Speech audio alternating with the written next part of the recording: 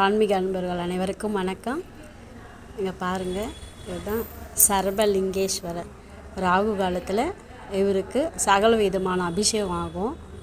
ரொம்ப அருமையான ஒரு சக்தி வாய்ந்த சரபலிங்கேஸ்வரர். இங்கே பாருங்கள், ஃபஸ்ட்டு நந்தி இருக்கும், அப்புறம் லிங்கம் இருக்கும், அதுக்கு அடுத்து பார்த்திங்கன்னா சரபர் எப்படி உட்காந்துருப்பாருன்னா பாருங்கள், மேலே உத்ராட்ச மண்டபத்தில் இருப்பார். பார்க்க வேண்டிய ஒரு அருமையான சிவபெருமான் இவர். சரபலிங்கேஸ்வரர் ரொம்ப விசேஷமானவர்.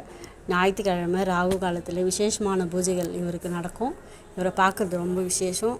நேரில் பார்க்க முடியாதவங்க இந்த வீடியோ மூலிமா இவரை எல்லோரும் நீங்கள் பார்க்கலாம்.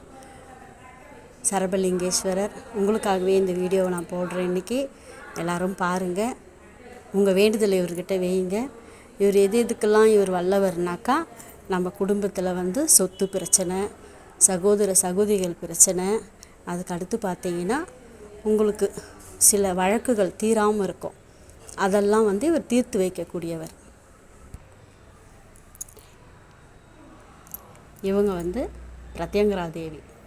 இவங்க பார்த்தீங்கன்னா அமாவாசையில் இவங்களுக்கு மிளகா ஹோமம் நடக்கும். அது ஒரு முறை உங்களுக்கு நான் வீடியோவாக போடுறேன், பாருங்கள். இப்போ இந்த வீடியோவில் இவங்களை பாருங்கள். அமாவாசையில் வர முடியாதவங்க, இந்த கோவில் எங்கே இருக்குன்னா சென்னை கொளத்தூர் ஜிகேஎம் காலனி 39வது தெருவில் இந்த கோவில் இருக்குது. விசேஷமான அம்பாள் பிரத்யங்கரா தேவி. சங்கடங்கள் தீர்க்கும் பிரத்யங்கரா தேவி, சங்கடங்கள் தீர்க்கும் சரபேஸ்வரர். இவங்க உற்சவர். இவங்களை வச்சு தான் கலசாபிஷேகம். இவங்களுக்கு தான் பூர்ண கும்பம்லாம் இது பண்ணி இவங்களோட கையில் வச்சு எல்லாம் இது பண்ணி தான் இவங்களுக்கு கலசாபிஷேகமும் நல்லா பால் அபிஷேகமும் வெகு விமரிசையாக நடக்கும். இவங்கக்கிட்ட உங்கள் வேண்டுதல் வைங்க. பில்லி சூன்யம் பெரும்பகை கண் திருஷ்டி அகலக்கூடியவங்க. இவங்க ரொம்ப விசேஷமானவங்க. எங்கிருந்தெல்லாம் வராங்க இவங்கள பார்க்க. எல்லாரும் இவங்கள பார்த்து இவங்களுடைய அருள் நீங்கள் பெறலாம். நீங்களும் நேரில் பார்க்கலாம். ஒரு முறை நான் அமாவாசை ஹோமம் எடுத்து போடுறேன், பாருங்கள்.